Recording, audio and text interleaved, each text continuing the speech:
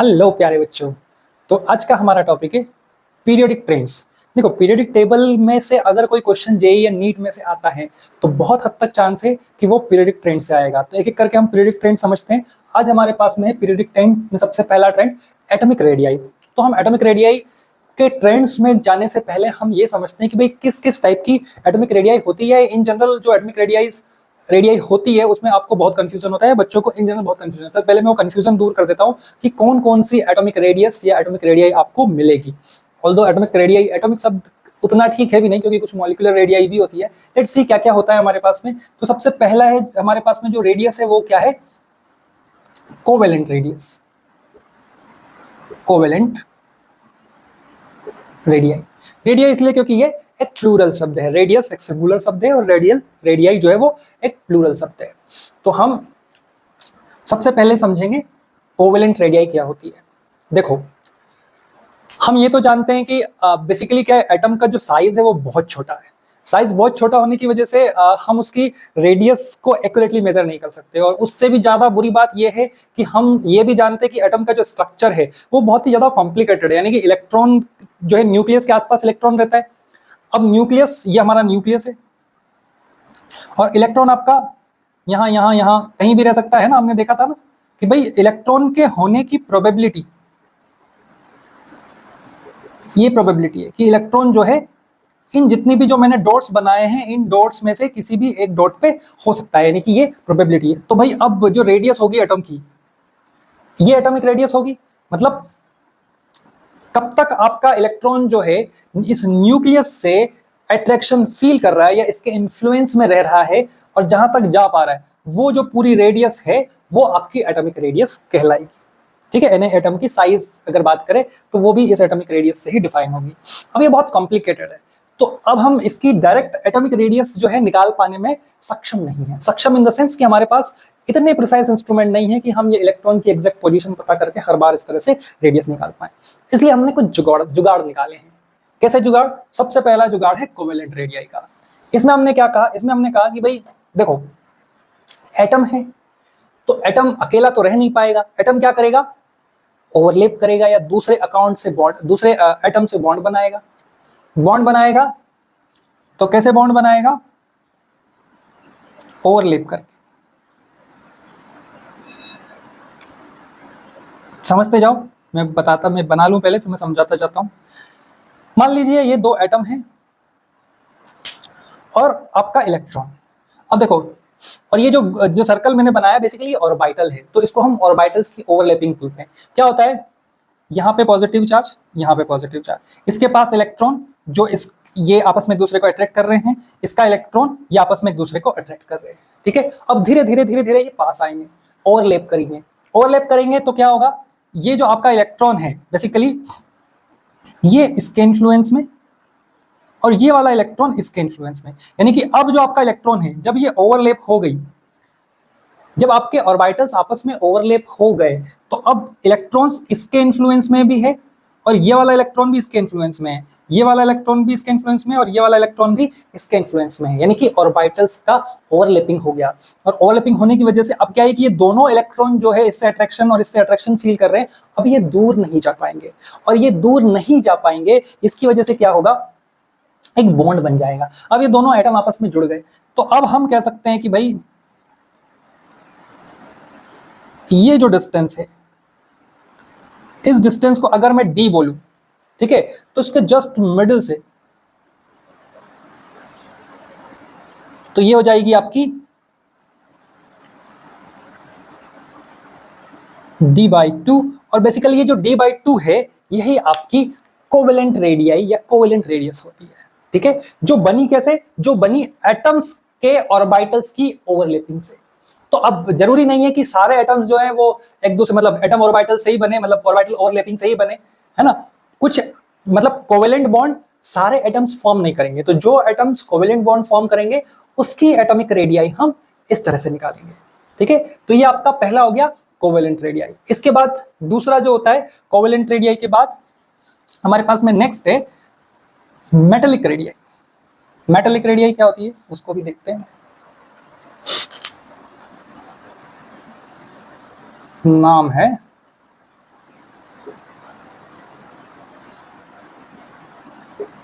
Metallic radii, यानी कि जो एटम्स या एलिमेंट्स किसी ना किसी तरह से कोवेलेंट बॉन्ड फॉर्म नहीं कर रहे हैं, तो उनकी एटॉमिक रेडियाई कैलकुलेट करने के लिए हम क्या करेंगे, उनकी एटॉमिक रेडियाई कैलकुलेट करने के लिए हम मेटेलिक बॉन्ड यूज करेंगे। अब समझते हैं मेटेलिक बॉन्ड क्या होता है। तो आओ देखो पहले बना लेते हैं metallic bond. Although metallic bond आपने बचपन में भी पढ़ा होगा।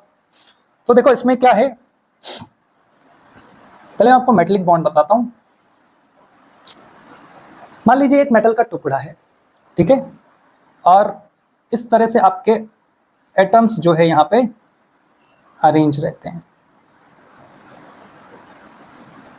जैसे मैं इस डायग्राम में जो एटम्स है वो आपको टच करते हुए बता रहा हूं, है ना, कि भाई एटम्स जो है आपस में एक दूसरे को टच कर रहे हैं। जरूरी नहीं है वो, मतलब आपकी उसकी जो डिस्टेंस है, उसको इंटरस्टिशियल डिस्टेंस बोलते हैं ना, तो वो डिपेंड करते, जरूरी नहीं कि वो आस-पास में एक दूसरे को टच ही करते मिलेंगे। टच कर सकते हैं, नहीं भी कर सकते हैं, वो डिपेंड करेगा उसकी कॉम्प्लेक्सिटी और दूसरे फैक्टर पे। तो फिलहाल हम ये मान रहे हैं कि एक दूसरे को टच कर रहे हैं। अब देखो मेटेलिक बॉन्ड यानी मेटल्स में बनेगा, और मेटल्स की एक स्पेशलिटी है, या मेटल्स है ही इसलिए, या उनकी फंडामेंटल प्रॉपर्टी है, उनकी फंडामेंटल प्रॉपर्टी क्या है कि they can lose electrons easily, they can lose electrons easily. तो ये क्या करते हैं, ये आपस में अपने इलेक्ट्रॉन्स दे के रखते हैं कि भाई ये क्या करा है इसने,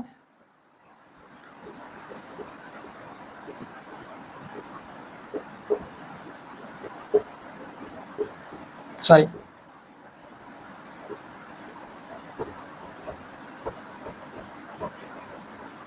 ठीक है, जैसे अभी हमारे इसमें एक एक इलेक्ट्रॉन ये लूज कर रहे हैं, इससे ज्यादा इलेक्ट्रॉन भी लूज कर सकते हैं, मेटल्स कितने भी इलेक्ट्रॉन लूज कर सकते हैं। तो अब क्या हुआ ये, और ये सब काम देखो मेटल के अंदर ही चल रहा है, मेटल के बाहर कुछ भी नहीं है, सब कुछ मेटल के अंदर है ना। यानी कि ये जो इलेक्ट्रॉन है ये बाहर घूम रहा है, बट इसका मतलब ये नहीं कि ये एटम के बाहर कूद गया है, ये एटम के अंदर ही है। और इसने क्या किया है, इसने सी ऑफ इलेक्ट्रॉन बना लिया है, इसको हम क्या कहते हैं, सी ऑफ इलेक्ट्रॉन्स। और ये जो पॉजिटिव चार्ज हैं इनको हम बोलते हैं कर्नल्स। ये वो नेटिव वाला कर्नल नहीं है, उसकी स्पेलिंग अलग होती है, ये एक कर्नल है, केमिस्ट्री वाला कर्नल, ठीक है। तो कर्नल या कर्नल जो भी बोलना है, और सी ऑफ इलेक्ट्रॉन से बना हुआ है आपका पूरा मेटल। क्या हो रहा है, देखो ये पॉजिटिव चार्ज है और इसके आसपास में ये इलेक्ट्रॉन है। ये इलेक्ट्रॉन कहीं दूर जा सकता है कि नहीं जा सकता, क्यों, क्योंकि इससे भी पॉजिटिव फील कर रहा है, इससे भी अट्रैक्शन फील कर रहा है, इससे भी अट्रैक्शन फील कर रहा है, उससे भी अट्रैक्शन फील कर रहा है, ठीक है। सिमिलरली हर इलेक्ट्रॉन जो है आसपास के पॉजिटिव से अट्रैक्शन फील कर रहा है। और ये एटम के अंदर भी जा पा रहा है कि नहीं जा पा रहा है, एटम के अंदर जाएगा तो एटम भगा देगा कि भाई बाहर रहो, यहाँ क्या है, बाहर रहेगा तो ये आपस में खींचेंगे। तो अल्टीमेटली वो इलेक्ट्रॉन ने क्या किया, सी ऑफ इलेक्ट्रॉन बना लिया। अब इस इलेक्ट्रॉन से ये कर्नल भी इन्फ्लुएंस्ड है और ये कर्नल भी इन्फ्लुएंस्ड है। तो अल्टीमेटली ये कर्नल्स भी आपस में इस तरह से पॉजिटिव नेगेटिव एक स्ट्रॉन्ग इलेक्ट्रोस्टैटिक फोर्स डेवलप हो रहा है यहाँ पे। और जो कर्नल्स है, जिनको आप कह लो कि पॉजिटिवली चार्ज एटम्स हैं आपके मेटल्स के, वो एक दूसरे से बहुत टाइटली या बहुत अच्छे से स्ट्रांगली बॉन्डेड है। तो ये जो दूसरे टाइप का बॉन्ड है जो इलेक्ट्रॉन सी और कर्नल के इलेक्ट्रोस्टैटिक फोर्स की वजह से या अट्रैक्शन फोर्स की वजह से डेवलप हुआ है, इसको हम कहते हैं मेटेलिक बॉन्डिंग। क्या बोलते हैं इसको, मेटेलिक बॉन्डिंग। और अब इन दोनों के बीच में जो, जैसे ये दो एटम्स, अब हम मान ले कि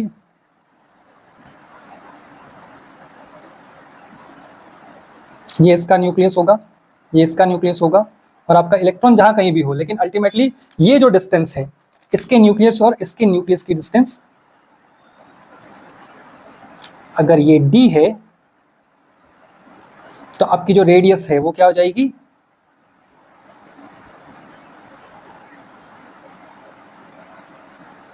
d/2।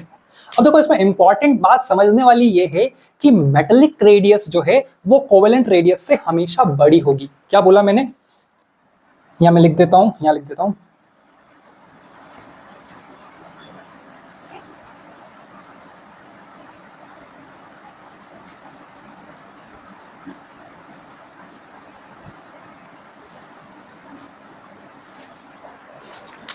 मेटेलिक रेडियस जो है वो हमेशा कोवेलेंट रेडियस से बड़ी होगी। ये समझो, इससे क्वेश्चन आए हैं नीट जेई में, मतलब ये जितना मैंने पॉइंट बताया सबसे कहीं ना कहीं कुछ मुझे उसने पूछा है, बट ये इंपॉर्टेंट है कि क्यों ऐसा हो रहा है। देखो जब कोवेलेंट बॉन्डिंग होती है तो एटम्स एक दूसरे में या उनकी ऑर्बिटल्स एक दूसरे में ओवरलैप करने लगते हैं, ठीक है। जब मेटेलिक बॉन्डिंग होगी तो आप देखो कि वो टच करेगा या थोड़ा बहुत दूर भी रह सकता है या जस्ट एग्जैक्ट टच करेगा, वो एटम के अंदर दूसरा एटम नहीं घुसेगा, यानी मेटालिक बॉन्डिंग में एटम्स आपस में ओवरलैप नहीं करते, उनकी ऑर्बिटल्स जो है आपस में ओवरलैप नहीं करेगी, अल्टीमेटली वो ज्यादा से ज्यादा क्या हो जाएगा कि जस्ट एक दूसरे के बहुत पास आ जाएंगे।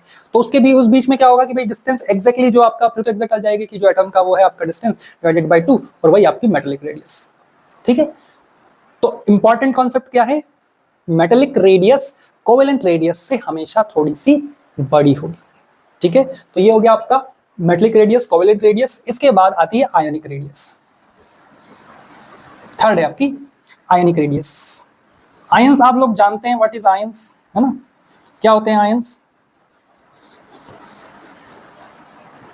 दो कैटायंस और एनायंस, दो चीजें पढ़ी है आपने बचपन में, है ना, अभी भी आपका बचपन ही चल रहा है वैसे, लेकिन फिर भी जब आप और बच्चे थे, कैटायनिक और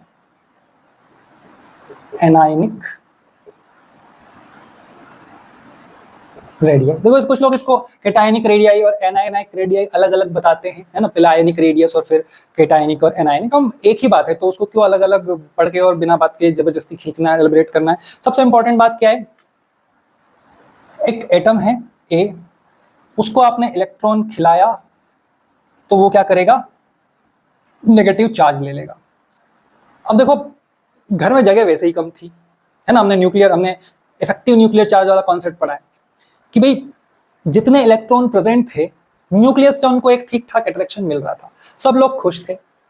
आपने एक नया इलेक्ट्रॉन डाल दिया, अब जो प्यार उतने इलेक्ट्रॉन्स को न्यूक्लियस की तरफ से मिल रहा था, देखो प्यार तो कांस्टेंट है, उतना का उतना ही, जितना अट्रैक्शन मिल रहा था उतना ही मिलेगा, है ना, जितने प्रोटॉन अंदर है उतना ही इलेक्ट्रिक अट्रैक्शन मिलेगा। अब एक इलेक्ट्रॉन नया आ गया, इस एक इलेक्ट्रॉन नया आने की वजह से जो प्यार पहले उन प्रीवियस इलेक्ट्रॉन, अगर हम उनको कहें कि अगर वो 4 इलेक्ट्रॉन थे, अब ये 5वां इलेक्ट्रॉन आ गया, तो प्यार 4 की बजाय 5 में बढ़ गया, यानी कि अट्रैक्शन डिक्रीज कर गया। अब तुम समझो कि अगर न्यूक्लियस से जो अट्रैक्शन आपके इलेक्ट्रॉन को मिल रहा है वो डिक्रीज हो गया, तो ये थोड़ा सा दूर चला जाएगा, और जैसे ये थोड़ा सा दूर जाएगा इसका मतलब साइज इंक्रीज कर जाएगी। बहुत ही इंपॉर्टेंट कॉन्सेप्ट, बहुत ही अच्छी बात मैंने अभी बोली, एक बार फिर से रिपीट कर देता हूं कि भाई एटम, ये तो तुमको पता है और ये तो तुम्हारे टीचर ने भी तुमको बताया होगा कि एटम इलेक्ट्रॉन खाएगा और बड़ा हो जाएगा। मैं आपको ये बता रहा हूं कि एटम इलेक्ट्रॉन खाएगा और बड़ा क्यों हो जाएगा वो समझो। एटम ने इलेक्ट्रॉन खाया, इलेक्ट्रॉन ऑब्वियसली आपकी जो आउटर शेल है वहां पे आ गया, आउटर शेल में ऑलरेडी 4 इलेक्ट्रॉन थे, वो 4 इलेक्ट्रॉन आपके न्यूक्लियस से एक definite amount of attraction feel कर रहे थे, या न्यूक्लियर चार्ज जिसको हम बोलते हैं, उनके पास था। अब क्या हुआ, ये 5वां इलेक्ट्रॉन वहां पे आया, तो अब जो न्यूक्लियर चार्ज पहले 4 इलेक्ट्रॉन के लिए था अब वो 5 इलेक्ट्रॉन के लिए हो गया, यानी न्यूक्लियर चार्ज डिस्ट्रीब्यूट हो गया। न्यूक्लियर चार्ज डिस्ट्रीब्यूट हो गया यानी अल्टीमेटली रिड्यूस हो गया, वो 4 इलेक्ट्रॉन जितना पहले मिल रहा था 5 को मिल रहा है, तो थोड़ा तो कम होगा ना, वही फिर से डिस्ट्रीब्यूट होगा उसमें। तो अब ये न्यूक्लियर चार्ज या इफेक्टिव न्यूक्लियर चार्ज रिड्यूस हो गया, और जैसे ही इफेक्टिव न्यूक्लियर चार्ज रिड्यूस होता है एटम की साइज इंक्रीज कर जाती है। यहाँ पे इसने आयन बना लिया है इलेक्ट्रॉन खाके, तो इसलिए हम कहेंगे कि आयनिक साइज इंक्रीज कर गई, यानी कि एनायन की जो साइज होगी वो हमेशा अपने पेरेंट एटम से बड़ी होगी। फॉर एग्जाम्पल जैसे मान लो कि क्लोरीन का एटम है और ये क्लोरीन का आयन है, आयनिक साइज, एनायनिक साइज इलेक्ट्रॉन खाने से इंक्रीज कर जाएगी, तो क्लोरीन एनायन हमेशा क्लोरीन एटम से हमेशा बड़ा होगा। ठीक है, इसको आप वैसे भी समझ सकते हो कि अगर कोई एक एटम है, हम एग्जांपल ले लें कि कौन सा ले लें, ठीक है कार्बन ले लेते हैं। कार्बन पे -1 है, कार्बन पे -2 है, कार्बन पे -3 है और कार्बन पे ही -4 है। अब बताओ इनकी आयनिक रेडियस क्या कहती है, तो इनकी आयनिक रेडियस कहती है कि इसकी सबसे ज़्यादा, उसके बाद इसकी, उसके बाद इसकी, और सबसे कम आपका जो पेरेंट एटम है वो। कार्बन मैक्सिमम, मतलब बोल दो ये भी बहुत रेयरेस्ट टू रेयर केस है, वो -4 कार्बन लेगा मर जाएगा, लेकिन फिर भी अगर मान लो उसने ले लिया तो ये आपका एनायंस की रेडियाई का ऑर्डर होगा, यानी कि जैसे जैसे माइनस चार्ज इंक्रीज होगा वैसे वैसे आपका इलेक्ट्रॉन का साइज, एटम का साइज या उस केस में आयन का साइज इंक्रीज करता जाएगा। ठीक है, तो मैंने देखो हमने एटॉमिक रेडियाई में कोवेलेंट और उनकी जो है ट्रेंड की बात अभी नहीं की, लेकिन अब कैटायन और एनायन में हम कर रहे हैं तो कर लेते हैं, फिर मैं आपको कोवेलेंट और उनकी जो आपका मेटालिक रेडियाई है उनमें कैसे डिस्ट्रीब्यूशन होता है या ट्रेंड कैसे होता है हम बाद में देख लेंगे। तो अब ये देख रहे हो तो देख लो। सिमिलरली ये तो बात हो गई आपके एनायन की, अब हम कैटायन की बात करें, फिर से वही आपका कोई एटम है ए डैश, है ना, और इससे एक इलेक्ट्रॉन हमने निकाल दिया तो इसने बनाया ए प्लस। सेम वही कॉन्सेप्ट, ये आपका न्यूक्लियस और ये आपका इलेक्ट्रॉन। एक पहले इसमें 4 इलेक्ट्रॉन थे, आपने ये 5वां इलेक्ट्रॉन उसको दे दिया, सॉरी पहले 4 इलेक्ट्रॉन थे, आपने एक इलेक्ट्रॉन निकाल लिया। एक इलेक्ट्रॉन जैसे ही निकाला तो अब 3 इलेक्ट्रॉन में बचे। पहले जो प्यार 4 इलेक्ट्रॉन को मिल रहा था वही प्यार अब 3 इलेक्ट्रॉन को मिलेगा, तो ऑब्वियसली प्यार बढ़ गया, या जिसको हम कहें अट्रैक्शन या इफेक्टिव न्यूक्लियर चार्ज, वो इंक्रीज कर गया, क्योंकि पहले वो 4 इलेक्ट्रॉन के लिए था, एक इलेक्ट्रॉन भाग गया, उसको निकाल लिया गया, तो अब वही इफेक्टिव न्यूक्लियर चार्ज 3 इलेक्ट्रॉन के लिए बचा, यानी कि इफेक्टिव न्यूक्लियर चार्ज इंक्रीज कर गया, उन इलेक्ट्रॉन्स के लिए इंक्रीज करेगा, तो न्यूक्लियस उनको थोड़ा सा और अपनी ओर खींच लेगा, और उसकी वजह से कैटायन की साइज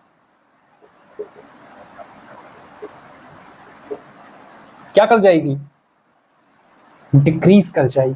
ठीक है, पेरेंट एटम से कैटायन की साइज हमेशा कम होती है और पेरेंट एटम से एनायन की साइज हमेशा ज्यादा होती है। ये इंपॉर्टेंट कॉन्सेप्ट है जो आपको याद रखना है। फॉर एग्जांपल, इसका एग्जांपल जैसे कि मैंगनीज को ले लो, ये मैंगनीज है, Mn+, Mn+2, Mn+4, जैसे जैसे प्लस चार्ज बढ़ेगा वैसे वैसे साइज जो है वो डिक्रीज करेगी, तो आयनिक या कैटायनिक रेडियाई समय के साथ डिक्रीज करती जाएगी।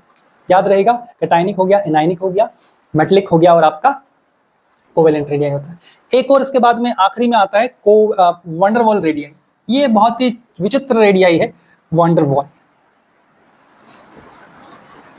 तो इसको भी समझ लेते हैं, वंडरवॉल रेडियाई फोर्थ। और बेसिकली अभी तक जो ये तीनों थी इनको तो हम फिर भी एटॉमिक रेडियाई या बोल सकते हैं, ये जो है ये एटॉमिक नहीं है, ये मॉलिक्यूलर रेडियाई है अगर गौर से देखा जाए तो। लोग पढ़ाने में उसको एटॉमिक रेडियाई या वैसे ही बोल देते हैं, लेकिन मॉलिक्यूल्स के बीच की डिस्टेंस है। क्यों? क्योंकि देखो, वंडरवॉल रेडियाई कहाँ डिफाइन होगी, जहां पे एटम्स आपस में बॉन्ड नहीं बनाते हो वहां पे। कहाँ? जैसे फॉर एग्जांपल आपके इनर्ट एलिमेंट्स या इनर्ट गैसेस, है ना, या जिसको आप 0 ग्रुप बोलते हो, 18 ग्रुप बोलते हो, तो वो एलिमेंट्स नॉर्मली एटॉमिक रेडियाई नहीं बनाते हैं, मतलब सॉरी बॉन्ड नहीं बनाते हैं। अब बॉन्ड नहीं बनाएंगे तो उनकी जो है कोवेलेंट रेडियाई या आपकी मेटालिक रेडियाई आप डिफाइन नहीं कर पाओगे। फिर क्या करोगे? फिर आप van der Waals radii define करोगे। उसको कैसे बताएंगे कि भाई ये आपका एक मॉलिक्यूल है, ये आपका दूसरा मॉलिक्यूल है, ये आपस में बॉन्ड तो नहीं बनाएंगे, लेकिन ये मिनिमम एक दूसरे के कितना पास रह सकते हैं वो अगर आपको पता चल जाता है, तो वो अगर आप एक बार पता कर लेते हैं तो वो उससे जो डिस्टेंस है इसको हम कहेंगे डिस्टेंस d, और किसी भी एक को उठाएंगे, इसके न्यूक्लियस की डिस्टेंस, दोनों के न्यूक्लियस की डिस्टेंस को आधा करेंगे, और जो ये रेडियस होगी इसको डिवाइडेड बाय 2 कहेंगे, तो इसको हम कहेंगे वैन डर वाल्स रेडियाई। अब देखो तुमको लगता है कि ये तो एटम जैसा, ये तो आप यहाँ पे एक और एटम बना लो, है ना, तो अगर इनकी रेडियस पता करनी है तो हम इस तरह से पता कर सकते हैं, तो इसको हम कहेंगे वैन डर वाल्स रेडियाई। और इसीलिए आप गौर से अगर कभी देखना, आज अभी बाद में इस लेक्चर को खत्म करने के बाद पीरियोडिक टेबल को देखो, उसमें अगर आप गौर से देखोगे तो आखिरी में यानी कि जो इनर्ट गैसेस हैं, आपका जो 18 ग्रुप है, उनकी रेडियाई हमेशा बहुत ज्यादा लिखी होती है और बाकी सबकी रेडियाई कम लिखी होती है। अगर हम अभी ट्रेंड की बात करें तो जैसे ही हम अक्रॉस द पीरियड जाते हैं एटॉमिक रेडियाई डिक्रीज करती है, लेकिन वो आपके हेलोजेंस तक डिक्रीज करेगी और फिर अचानक से इंक्रीज कर जाएगी। क्यों? क्योंकि इनकी जो रेडियाई है वो हम कोवेलेंट रेडियाई नॉर्मली डिफाइन करते हैं, और इनर्ट गैसेस के लिए जो रेडियाई डिफाइन करते हैं वो वैन डर वाल्स रेडियाई होती है या वैन डर वाल्स रेडियस होती है। ठीक है, इसलिए वो दोनों अलग अलग है। तो बच्चे बहुत कंफ्यूज होते हैं कि सर एक साइड तो हम बोल रहे हैं कि ट्रेंड जो है वो atomic size effective nuclear charge increase कर रहा है, एटॉमिक साइज डिक्रीज कर रही है, तो डिक्रीज कर रही है तो रेडियस डिक्रीज करना चाहिए और एटॉमिक साइज की छोटी होनी चाहिए, लेकिन इनर्ट गैसेस या 18 ग्रुप की ऐसा नहीं होता है। और वो इसलिए नहीं होता क्योंकि उनकी रेडियाई, उनकी दुनिया ही अलग है। ठीक है, तो वो भी एक पॉइंट है, याद रखना है, एग्जाम में पूछा जा सकता है। ठीक, तो ये आपकी बात हुई एटॉमिक रेडियाई की। हमने चारों रेडियाई डिस्कस की, कोवेलेंट, मेटालिक, कैटायनिक, एनायनिक और वैन डर वाल्स रेडियाई। अब आखिरी में हम एक छोटा सा टॉपिक जो बीच में छोड़ आए हैं उसको देख लेते हैं, ट्रेंड्स इन एटॉमिक रेडियस सबसे इंपॉर्टेंट वही है। देखो एनायनिक कैटायनिक रेडियाई का ट्रेंड हम ऑलरेडी देख चुके हैं। Wonder wall radius in general सिर्फ उसमें होती है आपके इनर गैसेस में, आपसे कोई पूछेगा नहीं। तो इन जनरल जो ट्रेंड आएगा वो आपको एटॉमिक रेडियस के लिए आएगा। उसके लिए आपको वैसे तो इफेक्टिव न्यूक्लियर चार्ज आपको याद होना चाहिए, लेकिन मैं ये मानते हुए कि इफेक्टिव न्यूक्लियर चार्ज आपने छोटी क्लासेस में ढंग से नहीं पढ़ा है, मैं एक बार फिर से इफेक्टिव न्यूक्लियर चार्ज रिवाइज करवाता हूँ और फिर एटॉमिक साइज के बारे में बात करेंगे। ठीक है, तो इफेक्टिव न्यूक्लियर चार्ज क्या होता है पहले वो समझते हैं। ये आपका न्यूक्लियस है, ठीक है। न्यूक्लियस से आपके जो इलेक्ट्रॉन्स, अब यहाँ पे जो बोर का मॉडल है ना, उसी से समझेंगे। मतलब हो सकता है कुछ लोगों को लगे इसको देखने के बाद कि सर बोर का मॉडल तो गंदा था, वो तो फेल था, फिर हम बोर के मॉडल से ये सब चीजें क्यों? क्योंकि देखो आप इनको एनर्जी लेवल्स मान लो कि energy level 1, energy level 2, energy level 3 में जो इलेक्ट्रॉन है ना, कि हमने कहा कि एनर्जी लेवल 3 जिसको हम कहते हैं आउटर मोस्ट शेल या अल्टीमेट शेल है ना, इसका इनके नाम भी है, ये अल्टीमेट शेल है, ये पिनअल्टीमेट शेल है और ये एंटी पिनअल्टीमेट शेल है। तो कभी कभार जेई जैसे एग्जाम में पूछा है, मैं बता रहा हूँ, मतलब नामकरण किया है उसने, अल्टीमेट, पिनअल्टीमेट और एंटी अल्टीमेट। ठीक है, और इसको हम आउटर शेल तो बोलते ही हैं। आउटर शेल में एक इलेक्ट्रॉन है, ठीक है, अच्छी बात है। ये इलेक्ट्रॉन इससे एक अट्रैक्शन फील कर रहा है न्यूक्लियस से, है ना, कर रहा है ना, क्योंकि ये नेगेटिव चार्ज और ये पॉजिटिव चार्ज, पॉजिटिव नेगेटिव आपस में अट्रैक्ट कर रहे हैं एक दूसरे को। बात यहां तक भी ठीक है। एक इलेक्ट्रॉन मान लीजिए यहाँ है अंदर पिन अल्टीमेट शेल में, है ना, और इनर शेल्स में तो इलेक्ट्रॉन रहते ही। तो ये इलेक्ट्रॉन्स यहाँ पे भी है, ये भी कुछ कुछ अट्रैक्शन जो भी है, जितना भी है, इन सब से तो फील कर ही रहे होंगे, है ना। बट मुद्दे की बात कि ये एक रिपल्शन भी दे रहे हैं इस बाहर वाले इलेक्ट्रॉन को।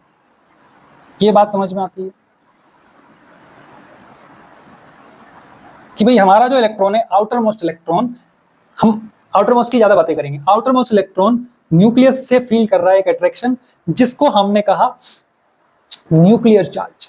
न्यूक्लियर चार्ज किस पे डिपेंड करेगा? न्यूक्लियर चार्ज का बेसिक मतलब क्या होता है, जितने प्रोटॉन्स आपके यहाँ प्रेजेंट है उतना न्यूक्लियर चार्ज, यानी कि उतना आपका अट्रैक्शन। ठीक है, जितना जितना पॉजिटिव चार्ज ज्यादा न्यूक्लियस पे उतना ज्यादा अट्रैक्शन, तो आप उसको अट्रैक्शन मान लो, न्यूक्लियर चार्ज मान लो, जो भी आपको मानना है ना। अट्रैक्शन बोलते हैं ज्यादा फील आती है, न्यूक्लियर चार्ज बोलूंगा तो आपको फील थोड़ी कम आएगी, इसलिए मैं लेकिन समझा देता हूं कि मतलब क्या है, जितने प्रोटॉन उतना ज्यादा न्यूक्लियर चार्ज, और जितना ज्यादा न्यूक्लियर चार्ज उतना ज्यादा अट्रैक्शन। आपका इलेक्ट्रॉन बढ़िया से अट्रैक्शन फील कर रहा है, उसको हमने, जो न्यूक्लियर चार्ज है उसको हमने डिनोट किया Z से। Z यानी कि आपका एटॉमिक नंबर, और एटॉमिक नंबर किस पे डिपेंड करता है? नंबर ऑफ प्रोटॉन पे। अब हमने कहा कि इतना तो हम सोच रहे थे, ये तो आइडियल कंडीशन थी कि इतना अट्रैक्शन उसको फील होना चाहिए जितने यहाँ पे प्रोटॉन है। लेकिन प्रॉब्लम क्या है? प्रॉब्लम ये है कि ये इलेक्ट्रॉन्स जो हैं, जो अंदर वाली शेल्स के जो इलेक्ट्रॉन्स हैं, वो इसको नेगेटिव यानी कि रिपल्शन प्रोवाइड कर रहे हैं। इसको हम बोलते हैं, जो एक रिपल्शन ये लोग देते हैं उसको हम बोलते हैं sigma.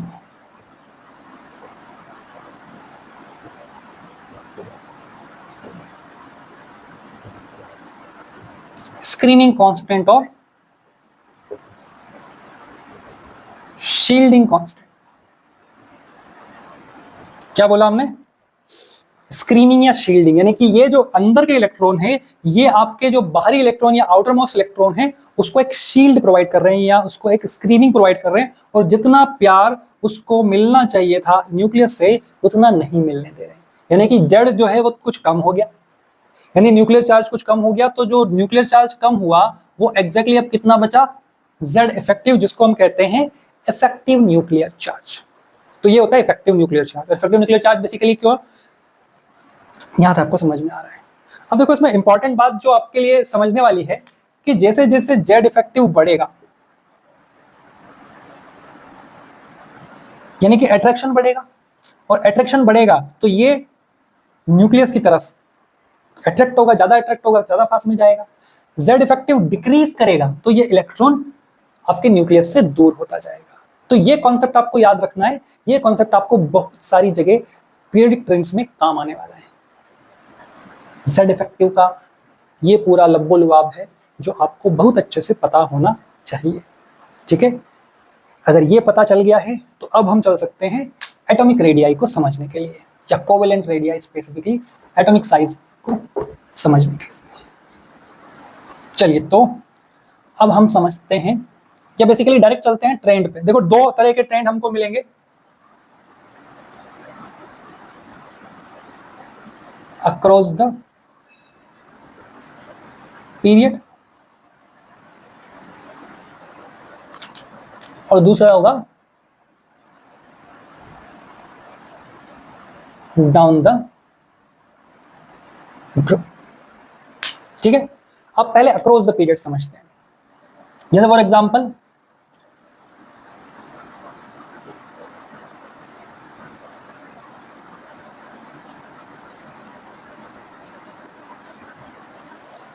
Second period, lithium, beryllium, boron, carbon और सोन, आगे चला जाएगा।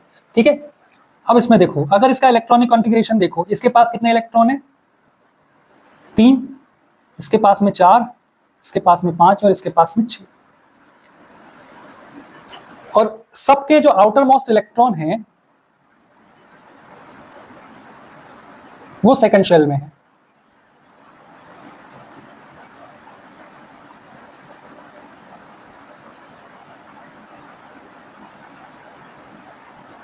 है ना? 2 इलेक्ट्रॉन इसके और 1 इलेक्ट्रॉन इसका, 2 इलेक्ट्रॉन अंदर में और 2 इलेक्ट्रॉन बाहर, 2 इलेक्ट्रॉन यहाँ और 3 इलेक्ट्रॉन यहाँ, 2 इलेक्ट्रॉन यहाँ और 4 इलेक्ट्रॉन यहाँ। जैसे जैसे इलेक्ट्रॉन बढ़ रहे हैं, नंबर ऑफ प्रोटॉन भी बढ़ रहे हैं। यहाँ प्रोटॉन कितने थे? 3, यहाँ प्रोटॉन कितने हैं? 4, यहाँ प्रोटॉन कितने हैं? 5 और यहाँ प्रोटॉन कितने हैं? 6। ठीक है, हमने इफेक्टिव न्यूक्लियर चार्ज देखा है थोड़ी देर पहले, और हमने कहा था कि न्यूक्लियर चार्ज जैसे जैसे इंक्रीज करेगा वैसे वैसे साइज डिक्रीज करेगी। और इफेक्टिव न्यूक्लियर चार्ज कैसे इंक्रीज करेगा? जैसे जैसे नंबर ऑफ प्रोटॉन इंक्रीज करेंगे।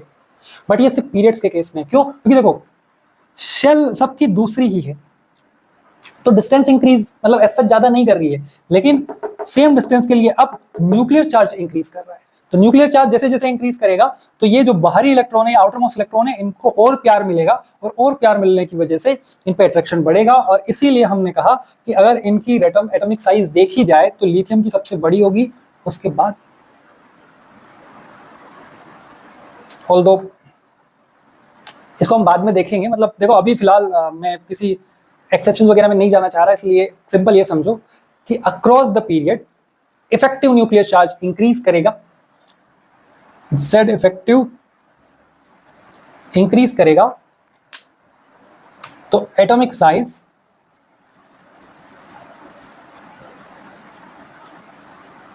डिक्रीज करेगा। ये जनरल ट्रेंड है। अब जनरल ट्रेंड क्यों बोला? क्योंकि केमिस्ट्री है और इनऑर्गेनिक केमिस्ट्री है, तो एक्सेप्शंस भी होंगे। अभी हम एक्सेप्शन पे नहीं जा रहे हैं, इसलिए मैंने यहाँ पे गोला भी लगाया है कि वो बाद में देखेंगे हम क्या है। लेकिन फिलहाल आप ये समझो कि भाई जैसे जैसे हम अक्रॉस द पीरियड जाएंगे, जनरल ट्रेंड यही कहता है कि Z इफेक्टिव इंक्रीज करेगा तो आपका एटॉमिक साइज डिक्रीज करेगा। अब इधर आओ, down the group. Down the group, पहली बात तो Z इफेक्टिव डिक्रीज करेगा तो एटॉमिक साइज इंक्रीज करेगी। ये तो आपको याद रखना ही इंपॉर्टेंटली। कैसे, मैं वो समझा देता हूं कैसे Z इफेक्टिव डिक्रीज कर रहा है। फॉर एग्जांपल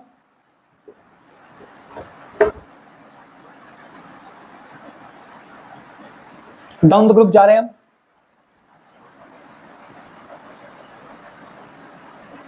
सेकेंड पीरियड,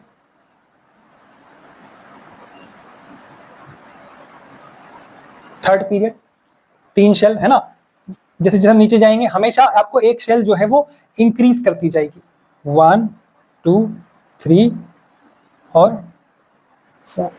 जैसे जैसे आप नीचे जाएंगे एक पूरी की पूरी शेल जो है वो इंक्रीज कर गई, डिस्टेंस जो है एनर्जी शेल या आपका सीधे सीधे एक एनर्जी शेल जुड़ गई, एक शेल जुड़ गई, तो उसकी वजह से डिस्टेंस बहुत ज्यादा बढ़ गया। तो चाहे एक प्रोटॉन या चाहे नंबर ऑफ प्रोटॉन भी इंक्रीज किए, क्योंकि आपका डाउट यही होगा कि सर लिथियम से सोडियम में तो प्रोटॉन्स बहुत ज्यादा है ना, तो फिर तो प्रोटॉन बढ़ गए तो इफेक्टिव चार्ज बढ़ जाना चाहिए। लेकिन जरूरी नहीं कि सिर्फ नंबर ऑफ प्रोटॉन से इफेक्टिव न्यूक्लियर चार्ज बढ़ जाए। क्यों? क्योंकि एक एक्स्ट्रा शेल ऐड हो गई है, एक्स्ट्रा शेल के ऐड होने से अब की बार इफेक्टिव न्यूक्लियर चार्ज उतना इंक्रीज नहीं हो पाया जितना होना चाहिए था, बल्कि वो क्या हुआ, वो डिक्रीज कर गया। और इफेक्टिव न्यूक्लियर चार्ज डिक्रीज करने से आपका एटॉमिक साइज भी डिक्रीज कर जाता है।